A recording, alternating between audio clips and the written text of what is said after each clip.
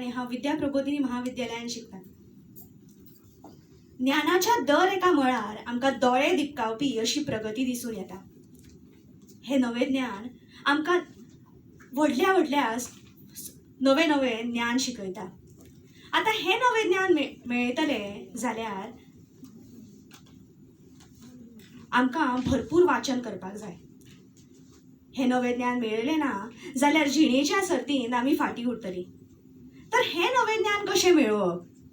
जमिल्ल्या सगळ्या म्हज्या इश्टांनो आनी वाचपी मोग्यांनो, आयज हांव तुमकां एका अशा गजाली विशीं सांगतलें जातून आमकां एका नव्या संवसारांत व्हरपाची आनी आमची कल्पनाशक्त जागोवपाची आनी आमच्या जिणेंत बदल घडोवन हाडपाची तांक आसा. तातूंत एक अद्वितीय अशी जादू आसा आनी ती गजाल म्हळ्यार वाचन. वाचनांतल्यान आमकां भरपूर ज्ञान मेळटा. इतलेंच न्हय तर तें एक परिपूर्ण मनीस घडयता. अब्राहम लिंकन हांणी म्हणिल्लें, आपूण जिवितांत जें कितें शिकलो तें फकत पुस्तकांतल्यान शिकलो आनी हाका लागून ते अमेरिकेचे राष्ट्रपती जावपाक पावले. बिल गेट्स हे यशस्वी जावपा खातीर वर्सांत 50 तरी पुस्तकां वाचताले.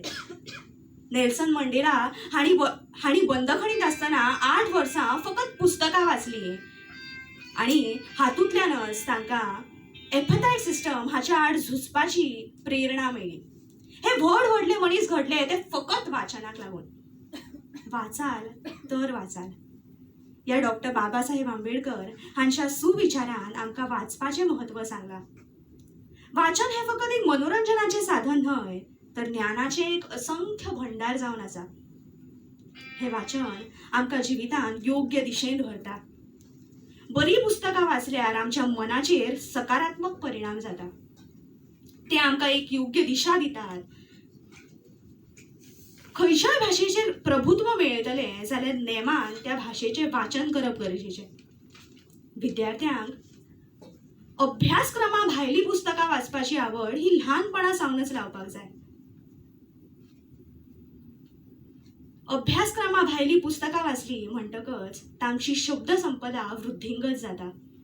तांचें ज्ञान वाडटा.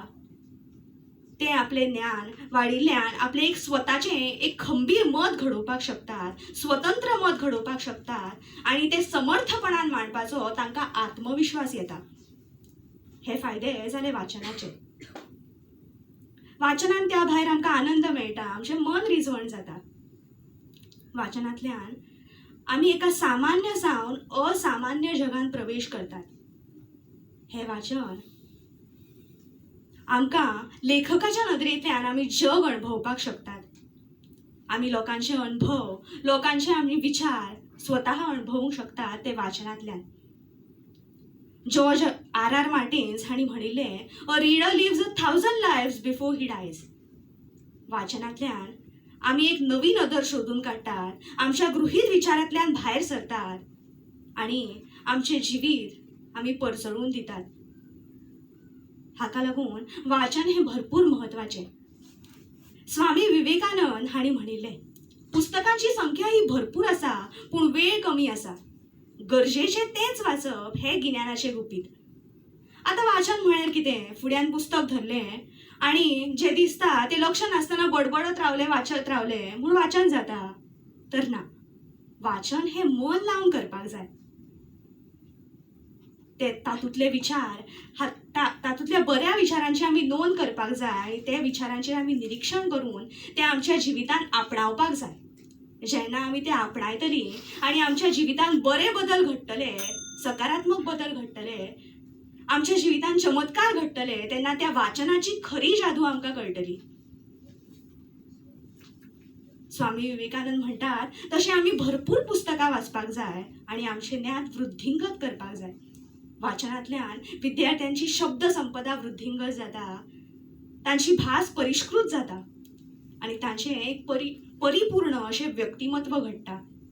अशें व्यक्तिमत्व आमी आमचें स्वताचें घडोवपाक जाय ते वाचनांतल्यान.